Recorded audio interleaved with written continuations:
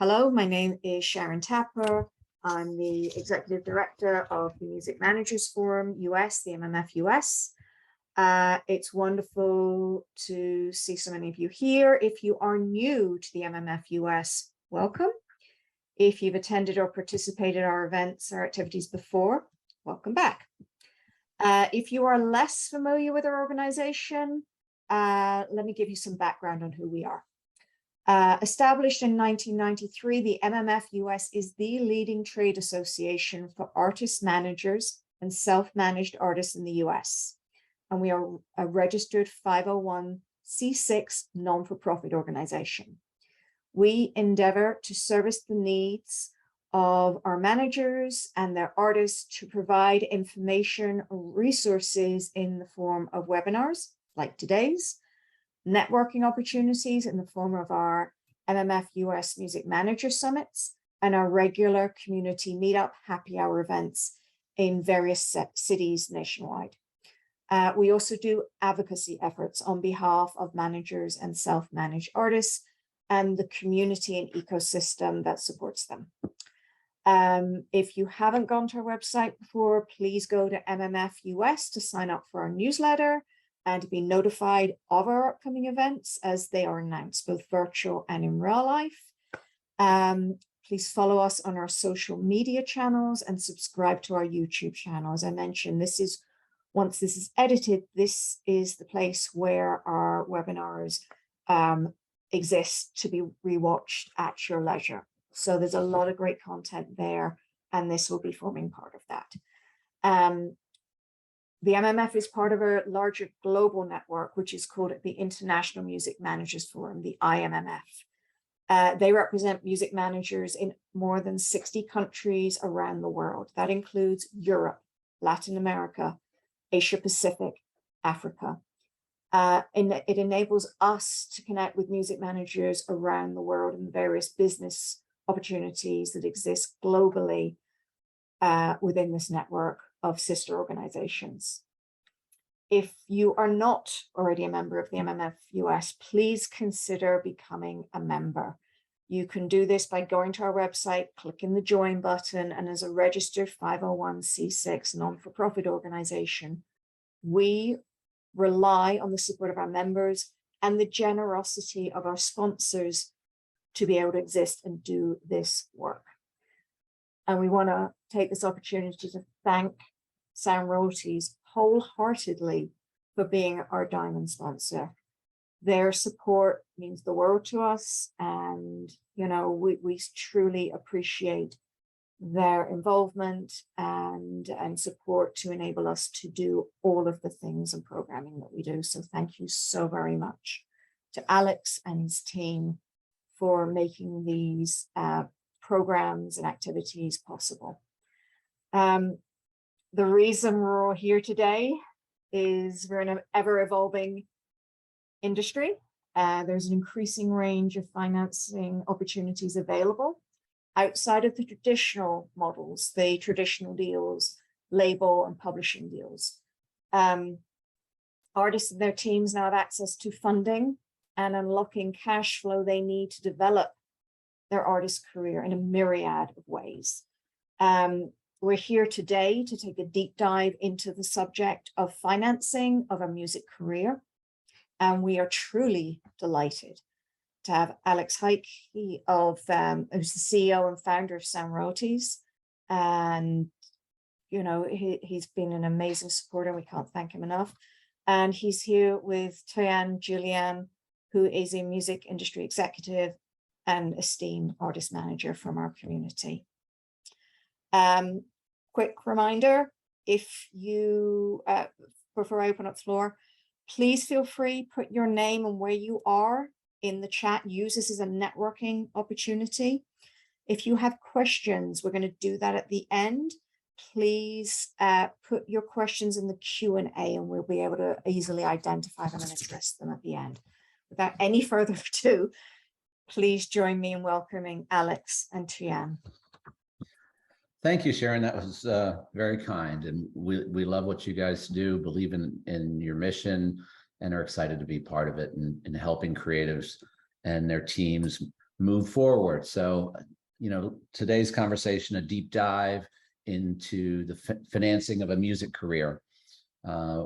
And what better person to have with me to discuss that is Thuy-An Julien. For those that are not familiar with Thuy-An, she's a music industry executive with over 20 years of experience and in music and intersecting with business and technology. Her vision for technology's potential and her passion for music and business make her the go-to person for moving the music forward for her clients. Thuy-An is currently the Chief Business Officer of Harris Family Legacy Grand Hustle and Chief of Staff to Tip T.I. Harris. She advises him on the best practices for business deals and overall strategy for Grand Hustle Records and Films. She also aligns new business ventures with strategic brands and helps to bring international growth to the table for that organization. Thuy-An is also head of Hartman House, which is a management company for musicians focusing on how artists can be successful while staying independent. And previously, Thuy-An has had experience as head of artist promotions at United Masters, where she was key in the success of multi-platinum recording artists. And prior to United Masters, she was president of Hip Hop DX. And before that was with Apple for 15 years in a variety of critical roles. So there's a deep, vast experience that she brings to the table. So I'm really excited to have this conversation. So I have to say, it's always super embarrassing to sit here while somebody reads that whole thing. I don't know if anybody else feels that way, but you're like, okay, yeah, I did all that, but it's super embarrassing to kind of sit here. Anyway, go ahead, Alex. But it helps. It helps. When you read through it, you're like, wow. But moving forward, you're just trying to pull yourself up and move forward and find the next step. Looking back, you can connect the dots. And Apple, United Masters here. It just all makes sense. And I think there's a lot of people on this panel today that are just trying to figure out how they pull forward so that they can achieve some of the amazing things that you've done. I mean, you've held prestigious positions in the music industry, worked with impressive roster of creatives. Tell us how you did get started in the music business and then in artist management. Well, it's crazy. I always say I'm an accidental tourist in my career. Like, I didn't plan to be in the music industry ever. So I have a degree in computer science. I was trudging away at Sports Illustrated / Timing, being technology director. And one of my friends who worked at Apple was like, hey, we're recruiting for somebody to work at Apple. You have a good connection with entertainment, because I was, Timing had HBO, Warner Records, things like that. She said, why don't you come over and interview for this job? So somehow I stumbled into QuickTime, which was the predecessor to iTunes. And I was at first on the technology side, really working on the servers and product managing the actual product. And then somewhere along the way, my director, Frank Casanova, I think realized that I kind of have the gift of gab and could actually talk to artists and explain what we were doing to them in a way that they could understand it. So I ended up doing that and then moving over to iTunes when iTunes launched. And I really found that I really love the people that create the beautiful music that I listen to. They're really important in our society and in our culture to, and we need to cherish them. And I know that I'm really good at business. So I felt somewhere that it was my job to help them use my business skills to keep the music going. Because if people like us don't step up and help them, many of them have business skills themselves, but if they spend all their times negotiating their deals, they're not in the studio making music. So it's upon people like us to make sure that the business side is taken care of, the money side is taken care of, all that. So I think that's how I got here. I just kind of fell into it. And, I always say to people, follow the signs, follow the paths. Don't be so set on, I'm going to do this one thing and that's what my career is going to be, because everyone I know that's done that is miserable where they are now. And they've been, doing what they told themselves at 17 they wanted to do, and I'll say it, at 55 years old, I don't think at 17 I would have known this is where I would be sitting. But I think if I didn't kind of go with the flow in many ways, I would be sitting behind a desk programming computer something and not being as happy as I am right now. It's funny. when we were starting out, if you go back to that time frame, just before then, there weren't music degrees and music business degrees like there are today. And they were looking, IBM was recruiting from mathematics departments and things like that to pull people into music type stuff and vice versa. Let's talk about the rise of hip hop artists and the longevity of that kind of artistic endeavor. At what point as a manager do you start to look at diversifying income streams and brand of the creative? Well, the interesting thing, let me say this. So I have clearly TI on one side of what I do, which is a multi-platinum superstar, entrepreneur, actor, all the wonderful things that he is. And then the artists that I manage are all up and coming artists. So, struggling to pay rent, struggling to pay for that video we needed, struggling to figure out, do we pay for, playlist placement, or do I get YouTube ads, all those things. So I just want to preface that so people don't think, oh, she's just talking from the TI level. I'm really talking kind of both levels. And I've been in all levels in between and seen people go from struggling to superstars. I think what I like to do as a manager is really figure out where, it sounds stupid. It's that question, where do you want to be in 5 years? But where does your artist want to be in 5 years? And where does your artist want to be in 10 years? And of course, they're all going to say, I want to be a superstar and I want to be as big as Jay-Z. But the reality of it is, where would their shooting star be, but would their falling on the moon be as well? So figure that out. And I think that as soon as you start looking at other things, because we all know, managers who've been doing this a long time, that music careers for the most part have a lifespan. And it's not to say, oh, you're not going to be Snoop and do it forever. There are those, but we can all count them on our hands how many superstar artists are in their 40s and 50s still doing it. So at some point, there has to be a shift in your artist's mindset. At some point, you as the manager will figure out, now is the time to focus on acting, focus on modeling, focus whatever. But I think you start right away. I think knowing that this is going to do this, you have to have something else. So when this does this, it goes this way, and the person still can do all the things that they want to do. This being their income, right? Going up. These are streams of income. This is not their career. This is streams of income. So the stream of income, even with people that are super famous, your streams are probably not going to do the same as they did when you first put out that record 20 years ago. So you're still making money, and good money, but it's not the same money as 20 years ago. So your catalog streams, and you've seen this, Alex, tend to go, and they plateau, and then they'll be up and down. If your song gets placed in a movie, you're suddenly up again or whatever. But we have to make sure that there's another stream of income that keeps them going. So when these times come, they're not scrambling, for income. So I think starting out early to say, what do you like to do? What else is there? You like gaming? Do you like food? Do you like fashion? Like, really focus on the music. That's where the number one focus is. But in your mind, have the ancillary mindset of, I have one artist right now, and she's an incredible painter, drawer, and she loves fashion. She's also an actress. So we focus mostly on the music, but also cultivate that kind of, as we call it, side projects, but so that they're bubbling while you're still doing this. That's awesome.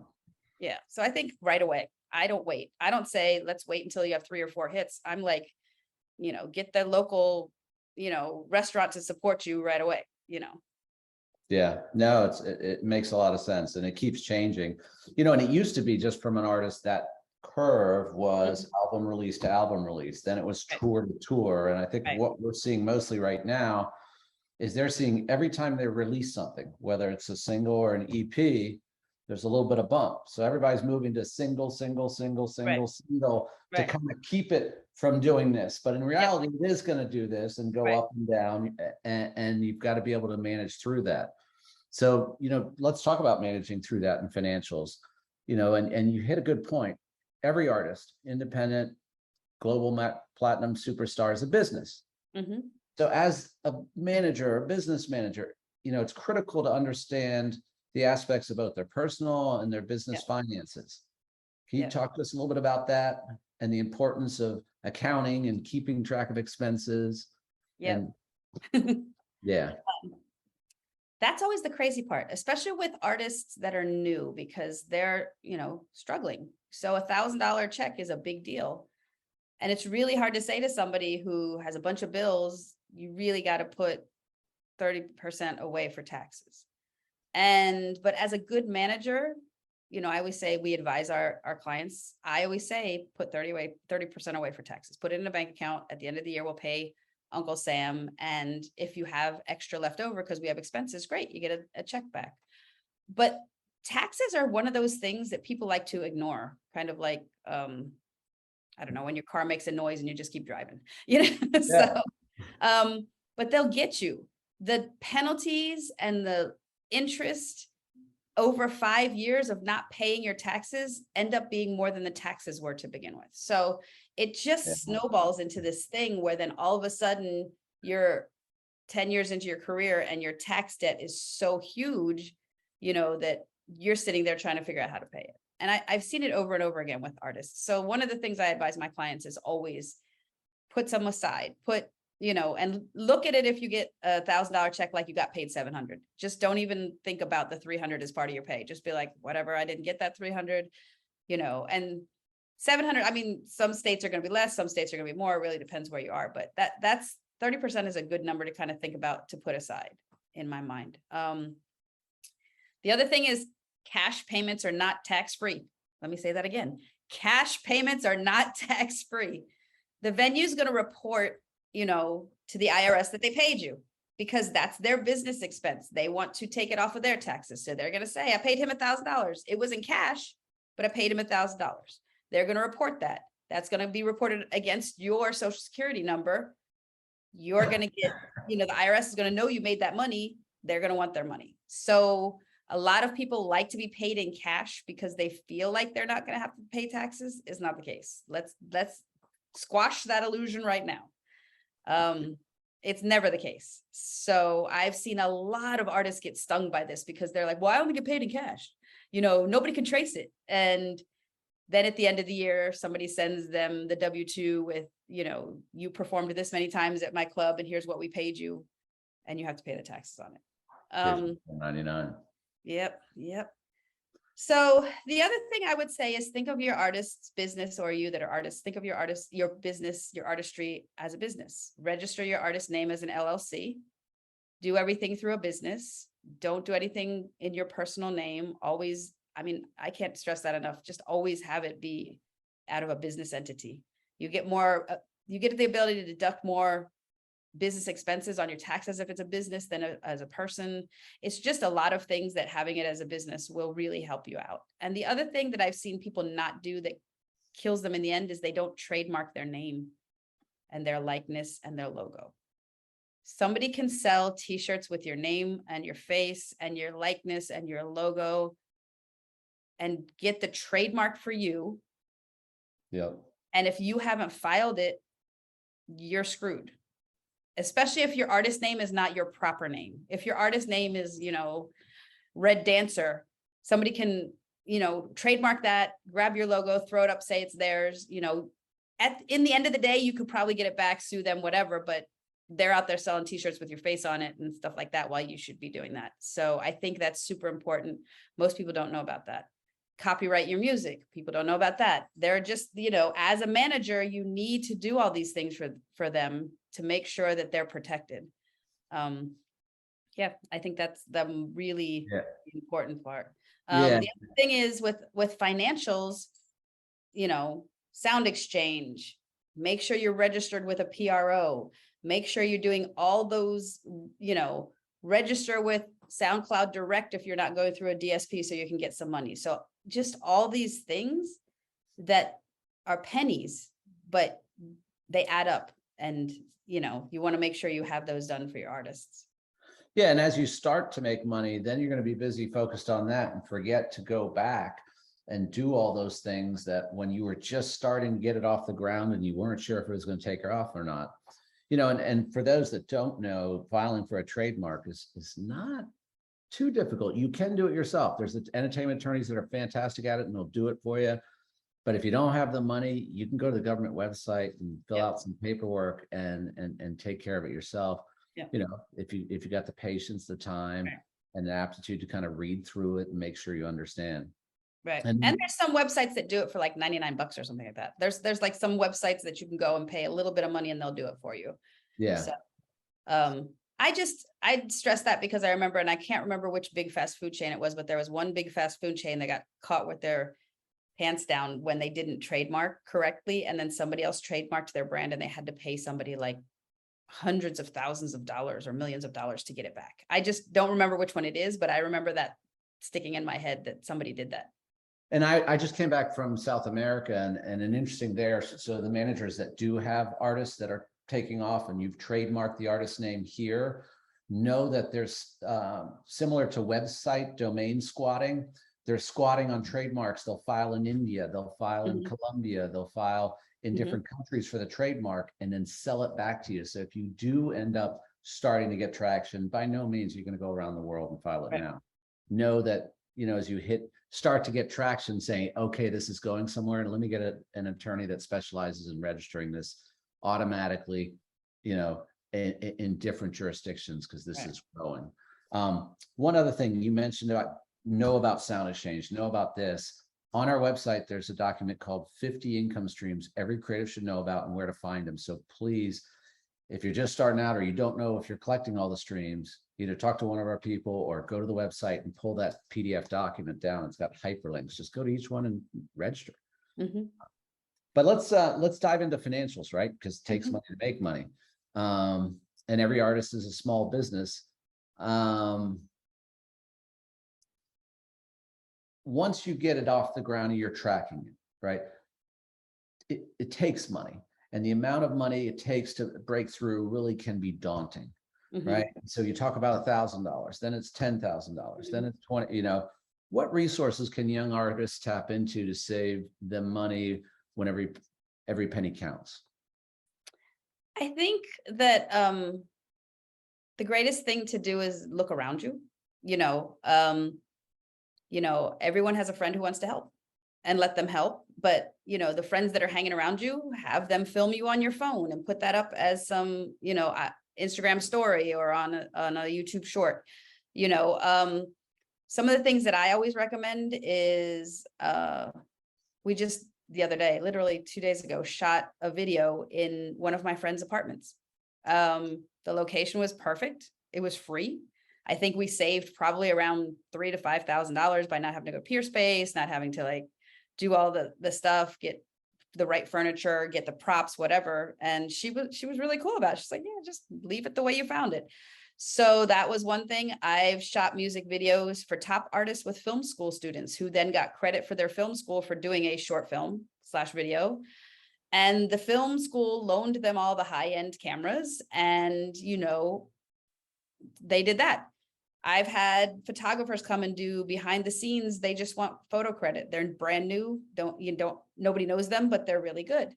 I've used extra photos from magazine shoots for press photos. I said to the magazine, hey, you didn't use all the photos. We were here for like 2 hours in a photo shoot. Can I get the other photos? They're like, sure, we don't care. Just don't use the ones we used in the magazine. So that saves me, $5,000 photo shoot. It's really about being creative. I shot a video at a restaurant and said I would give them free promo and tag them whenever we had the video up. And they not only let us use the restaurant, they fed the entire crew and actors and everybody. So that's like $5,000 there. So as a manager, really kind of be creative, look around, see what you can do. Film schools, music schools, where people are learning how to mix and master. The crazy thing about the film schools and music schools is you have to remember there's always a professor overseeing it. So it's not like, oh, you're just going to give it to some kid and they're just going to do a janky job. You're probably getting a top level person who is overseeing some students doing it.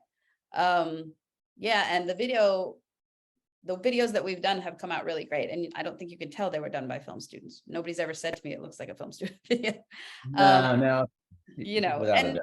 I had a uncle who was very rich and he passed away, but he gave me some great kind of knowledge. He said, his quote was, how rich people keep their money is they keep their money. So he said, it's always about figuring out how to get things that you don't have to pay for that facilitate what you need done.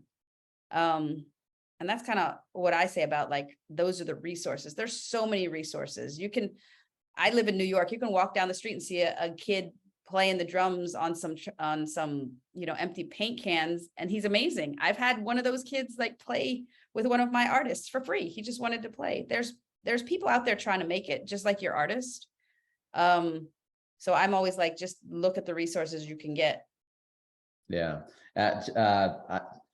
I can speak firsthand, having seen you done that. We both know an attorney down in Atlanta, and I think the last time we were together, the back part of this guy's office was being under construction, and it looked like a war zone.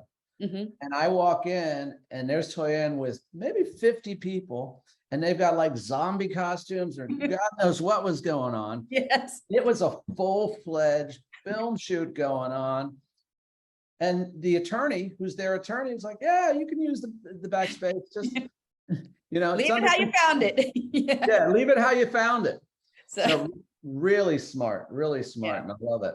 So, these days, we've been hearing now for a minute about catalog sales and whether creatives should be selling or not selling.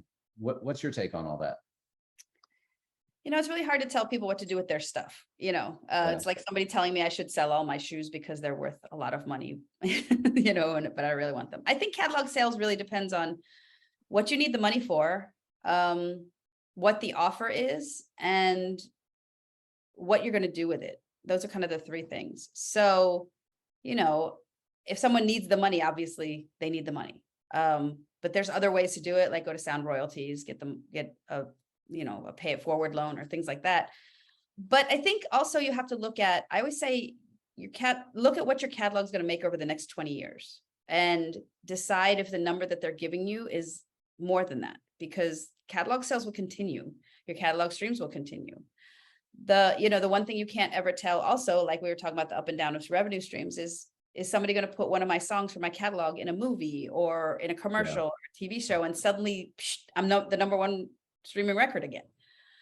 So there's all kinds of things that change, what the value is. The other thing is to look at, if I'm going to take this money and invest in something, and my returns on that investment are going to be more than what my catalog revenue is going to be, then of course you want to do it.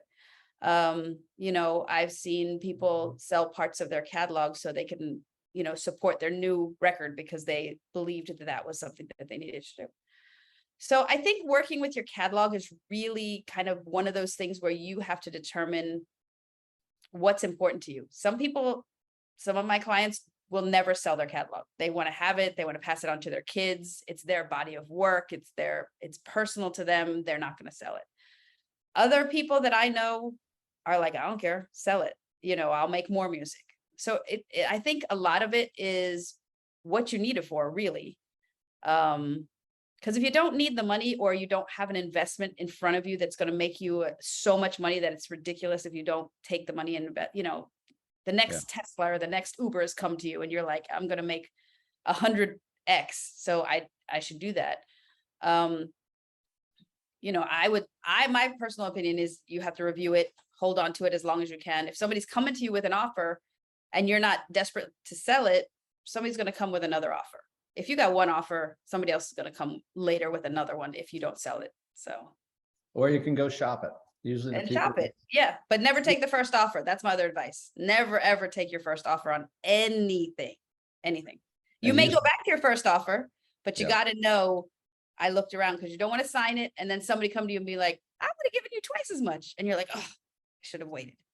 So and that the guy that tells you he's going to buy your house or has a sign out for your house is never going to pay you market value. He's doing it on the cheap. And so and I think the other thing, as you mentioned, is there are other viable options, and understanding what those viable options are, whether it's an advance from a company like SoundRoyalties or traditional bank, or there's plenty of different options and flexibility to investors in the project. So as the music industry continuously evolves, tech, it's all tech. It's Instagram, and it's TikTok, and God knows what's next.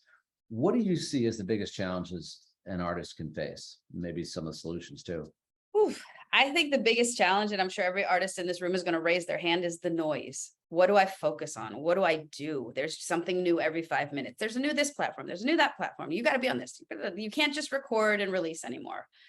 You know, I have some artists that think they can record, put it out, do a video, perform, and that's the end of their job. You know, there's so much that you have to do. You have to be active in so many places. Yeah. And I know some people are going to disagree with me when I say this, but I don't think everybody has to be on everything. It's exhausting. Even just as a manager trying to figure out what they have to do on everything is exhausting. So my philosophy is focus on the platforms and the things that feel organic and not forced. So if you're more of a TikTok person, because you're a dancer, whatever, stick to TikTok. But if TikTok doesn't feel good for you, sometimes I've seen artists on TikTok and I'm like, oof, somebody made them do that, you know, because they're not enjoying it. So, you know, focus on the things that you really like, and then let somebody on your team chop it up and throw it on TikTok for you. But as the artist, I think you really got to focus on the things you like. And whether that's, you know, doing Instagram lives where you're performing or whatever. But I think that's super hard and challenging. I think the other thing is it's really tempting to copy what other people are doing, like copying, oh, kid did that. Maybe if I do that, I'll blow up. Oh, that kid did that. Yeah. I would say, remember, all the greats were never like anyone else. They didn't follow anyone else's formula. They were themselves. Like Prince, Michael Jackson, Jay-Z, T.I. No one ever said that person is just like this person. That person is doing the same thing as this person. So watch other people's success. That's important, but don't copy it exactly. Look at it, figure out what pieces you can use in it, make it your own, put your own spin on it. But, you know, definitely watch what people are doing, but don't just clone it, because that never works for anybody. And yeah, and I think that's the biggest challenge. There's so much coming out every day. There's a new technology. There's this, and you can charge people to talk to you, and you just have to find the things that are really comfortable for you and make sense and focus on them. Oh, that's great. Thanks. I'm going to ask you for advice for the room, but at the same time, mention to people we'll go to Q&A next. So if you have a question, you want to type it in the chat or raise your hand or whatever, we'll sort through it. But what advice do you have for managers here today? You have to do it because you love it. You can't do it because you're in it for the money. If you're in it for the money, you're always going to be skipping around to different artists. I see I see managers that do that, skip from one artist to the next because that artist looks like he's a bigger paycheck. Yeah. Well, be prepared to work hard and get nothing for a while. You know, you have to have the right heart and mindset to support these people. You know, the artist is a person and the product, unfortunately, is a person. So, you know, you have to keep that in consideration. Other things, don't try to shine brighter than your artist. I've seen managers who try to get on the Instagram more than their artists, get on, you know, red carpets, get on this, get on that. And maybe it's just, I'm old school. So my philosophy always was, if you catch me on a red carpet, I didn't run fast enough, because I'm never like wanting to be on a red carpet next to my artist. I want them to have all the attention, all the shine. You know, if your platform has more followers than they do, sure, put it on there because they're part of your team. But I just have seen other managers who want to use their artist platform to get themselves a boost. And I think that never works. And, you know, the one thing I say is, I don't like the term manager, honestly. I don't like the thought of the way that people use it now. It used to be that you're managing their business, which is what I think it should be. A lot of people use it now that you're managing that person. I'm handling him. I'm, you know, pushing them in this direction that they don't want to go in. I think it's really important to know who you're working with, what they like, what they're comfortable with. And yes, nudge them forward in the direction that they need to go into, but, you know, be realistic about who they are, that they're a person, that they have opinions, that there's things that they don't feel comfortable with doing. There are things that are going to not be good for them, and really be their partner and, you know, do good business for them. And I think that's the most important thing, honestly, is just do good business, be honest, you know, say no when you need to say no. And, you know, just be honest. The worst thing is when somebody says, I'll think about it, or let me get back to you, or yeah, they'll do that. And then, you know, they won't, because the other people then are planning on it. And you get the reputation of, you know, the artist is flaky. The artist is this, when half the time the artist doesn't even know that these conversations are happening. So just be, just do good business and be honest. That's Yeah, it takes that for the longevity of a reputation, because this industry is big, but it's also pretty small, and we all tend to know each other, and see each other at the circuit of events and stuff like that. And so, people know the ones that have been here a long time and have a good reputation, and that's someone that I want to work with, somebody I want to know, somebody, and, we've talked about things, no, that's not going to work, or Unfortunately, I've had to tell Alex no a few times. He doesn't like it, but he appreciates that I told him no, and then he can move on to something else. Correct. Yeah. And speaking of which, we really appreciate you saying yes today. So thank you. We're lucky it's a Zoom, because literally 5 seconds before the Zoom, I was on another call and I was like, I gotta go. I gotta hang up the so. Exactly. Thank you, Thuy-An, and thank you, Sharon. Thank you. I have one question, Thuy-An. Mhm. You're a Grammy Award winner. Mhm. That wasn't mentioned in your bio. That's a pretty big deal. I can't think of any other manager, even though you dislike that term, with that sort of creative credential themselves. Yeah. When I was at Apple, I was running the content department that did original content, and the song for Train that we recorded, Hey Soul Sister, won the Grammy for the best pop duo or group, and I was the producer on site for that recording. So yeah. Nice. Congratulations.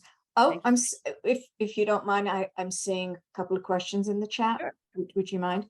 Okay, so we have Lindsay asking, she's an artist who's working on producing a new project with quite a few featuring artists. How do I organize projects and multiple artists and collaborators? How do you make sure everyone gets what they need? And how do you structure goals and timelines? That's a very subjective question. Do you have any advice for Lindsay?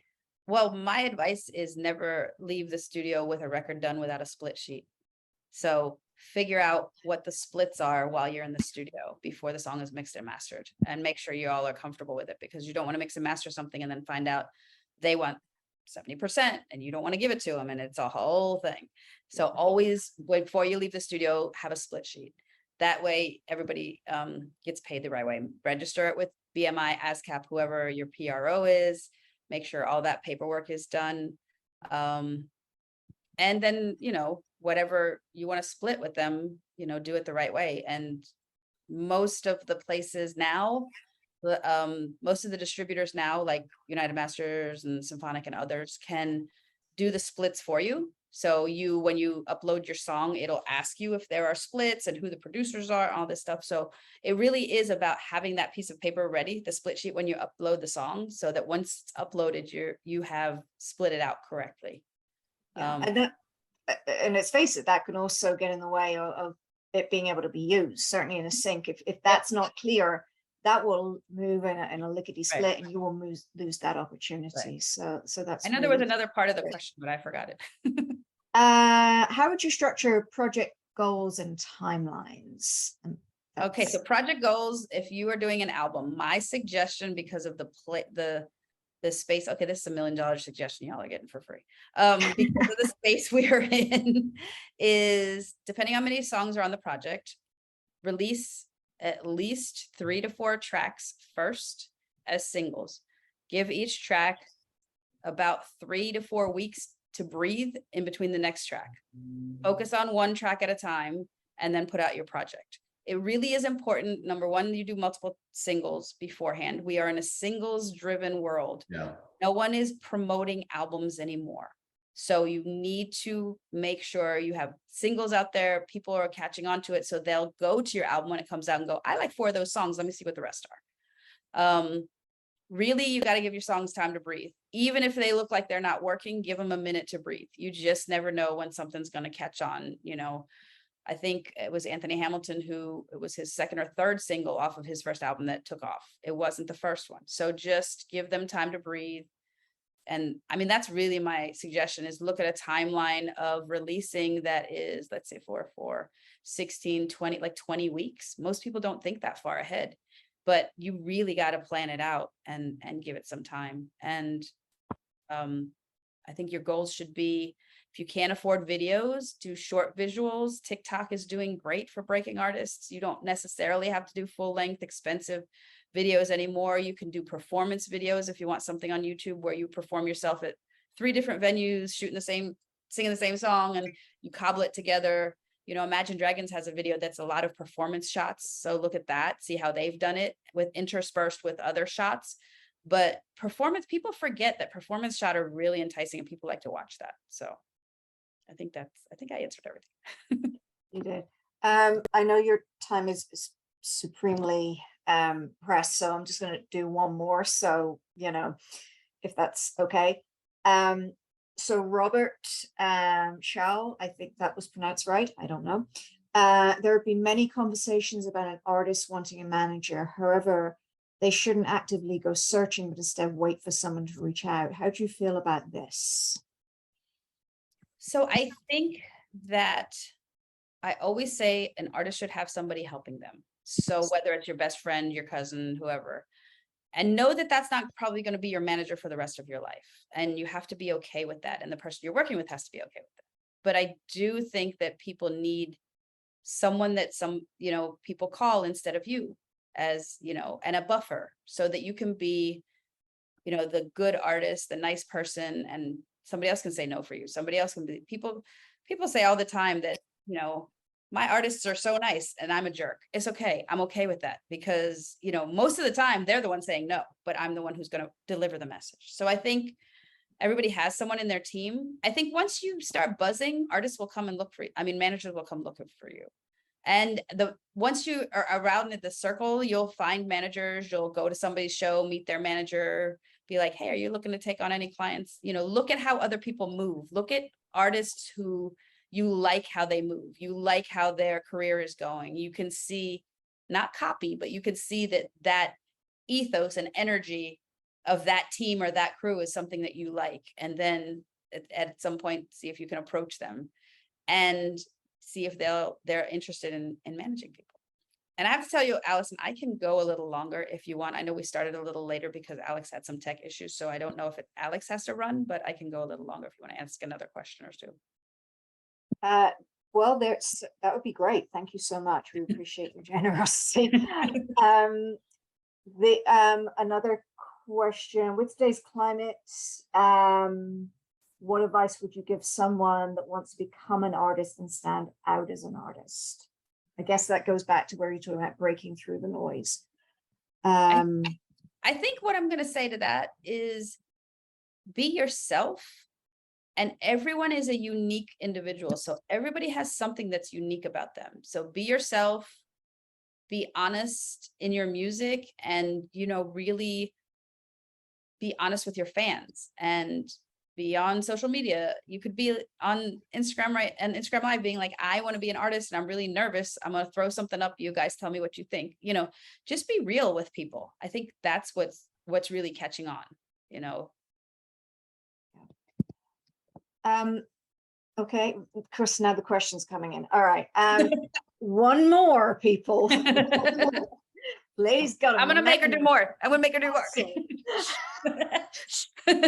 Okay.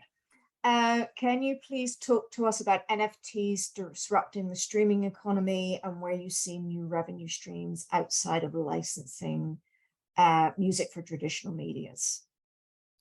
Alex, I'm gonna start, and I know that's something that you're well versed in, but I think that NFTs should be thought of as ancillary revenue.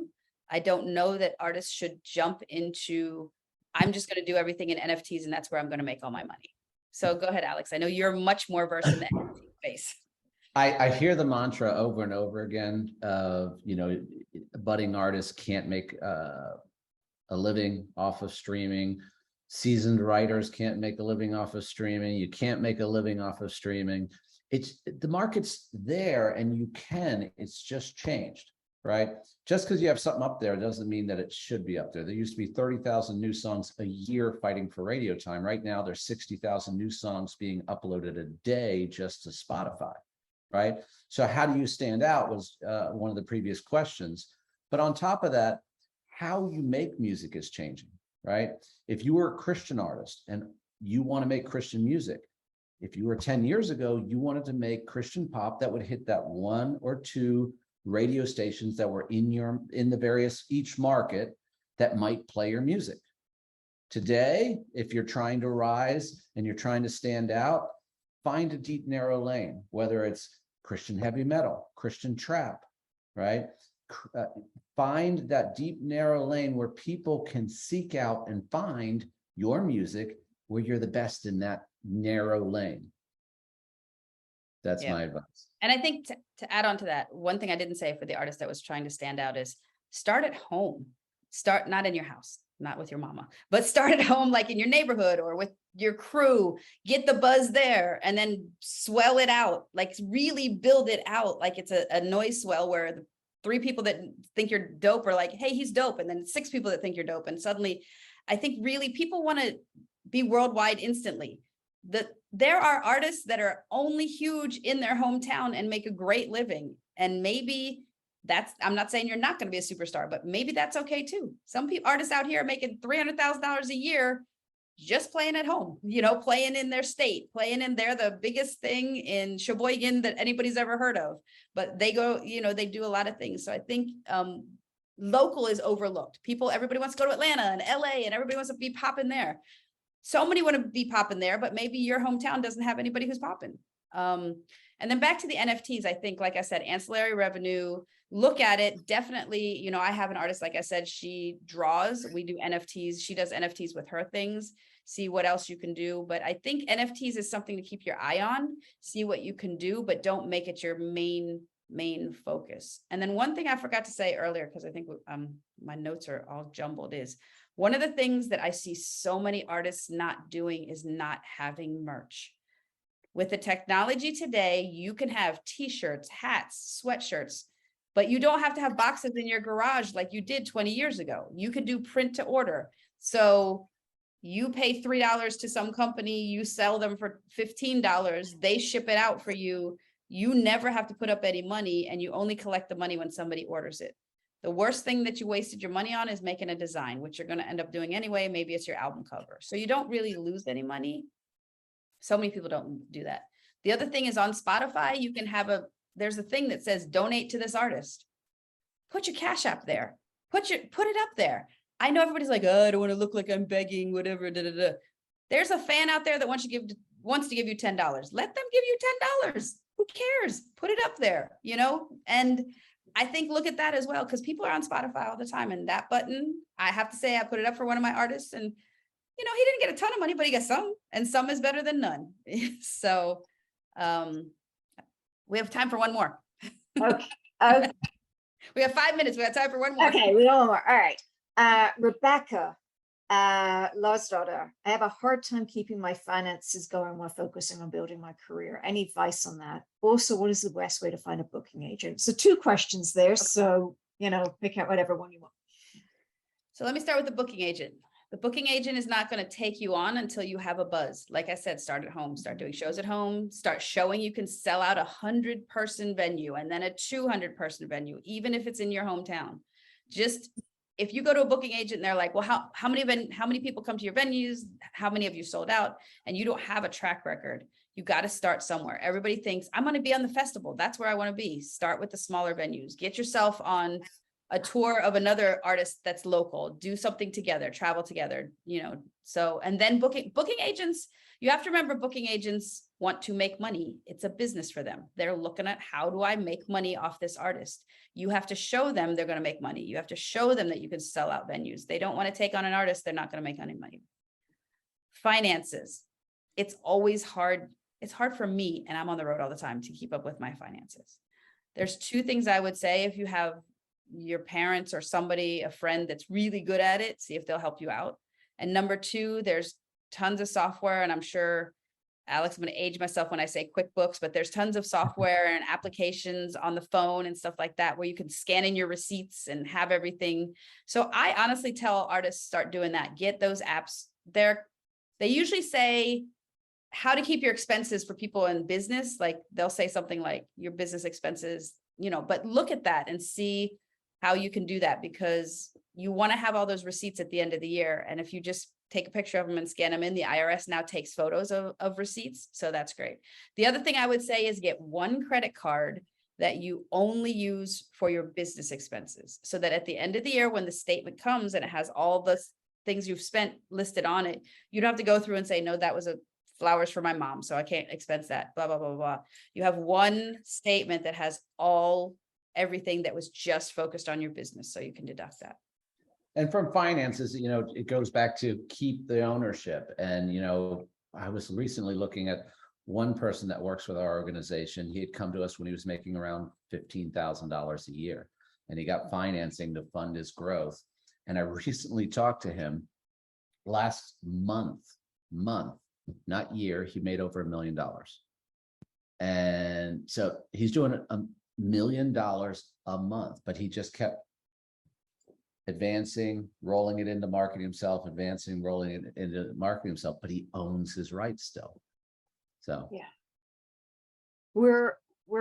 it's a business, and Yeah. you have to you got to remain empowered and in control as long as you can. Look, I think, what you said, look, if there's crazy money and it's worth that trade, okay, but that doesn't have to be the case. And I love that, your Alex and his team, that you do unlock these things so people have the ability to be empowered on their career and their decisions. And this is everything we do it's a small business driven industry. I mean, every artist is a small business, and I just love that you're able to unlock this for everybody.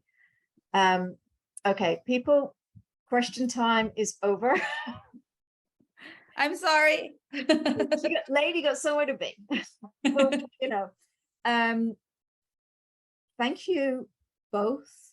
thank you. So very much for sharing your wealth of wisdom and experience and knowledge. We couldn't be more grateful for you both being here. Truly, this has been incredible, and I love the energy that you've both brought to this.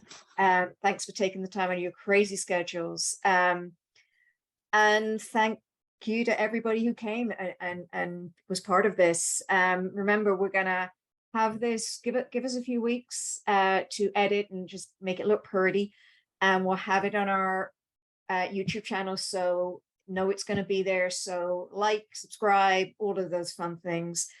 In the meantime, thank you for being here. Enjoy the rest of your day, and we look forward to seeing you again, whether it's in person or online. We're here, we're a community, and we all need to help support one another. So thank you so much. It's a wrap, and appreciate you all.